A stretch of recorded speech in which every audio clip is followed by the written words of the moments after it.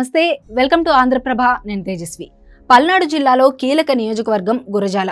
గత ఎన్నికల్లో వైసీపీ అభ్యర్థిగా పోటీ చేసిన కాసు మహేష్ రెడ్డి ఇక్కడ విజయం సాధించారు.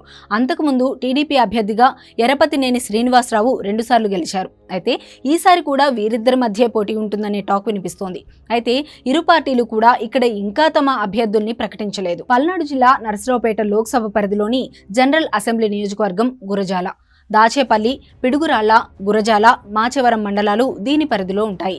2,68,469 మంది ఓటర్లు ఉన్నారు ఈ నియోజకవర్గంలో. సంఖ్యాపరంగా చూసుకుంటే ముస్లింలు, కాపులు, రెడ్లు, కమ్మ, వైశ్య సామాజిక వర్గాలు ఎక్కువ. ఎన్నికల యుద్ధం మాత్రం ప్రధానంగా కమ్మ, రెడ్డి సామాజిక వర్గాల మధ్య ఉంటుంది. 1955 నుంచి 2019 వరకు గురజాలకు 14 ఎన్నికలు జరగ్గా అత్యధికంగా రెడ్డి సామాజిక వర్గ అభ్యర్థులు 5 సార్లు గెలిచారు. రెండో స్థానంలో కమ్మ అభ్యర్థులు ఉన్నారు. వాళ్ళు 4 సార్లు విజయం సాధించారు. యాదవులు, వైశ్యులు 2 సార్లు చొప్పున ఈ నియోజకవర్గానికి ప్రాతినిధ్యాన్ని వహించారు. కాపులు ఒక్కసారే గెలిచారు. టీడీపీ ఆవిర్భవించక ముందు 5 సార్లు ఎన్నికలు జరిగాయి.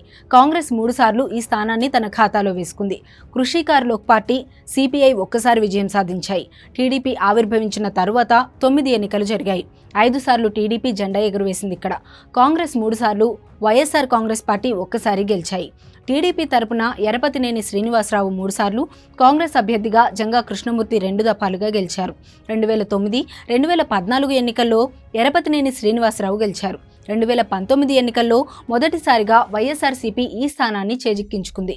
ఆ పార్టీ అభ్యర్థి కాసు మహేష్ రెడ్డి టీడీపీకి చెందిన ఎరపతినేనిపై 28,613 ఓట్ల భారీ మెజార్టీతో గెలిచారు. ఇక ఈ ఎన్నికల్లో వైసీపీ, టీడీపీ అభ్యర్థులు ఎవరనేది ఇంకా సస్పెన్స్గానే ఉంది. వైసీపీ తరపున కాసు మహేష్ రెడ్డి పోటీ చేయడం దాదాపుగా ఖాయమైనట్లే.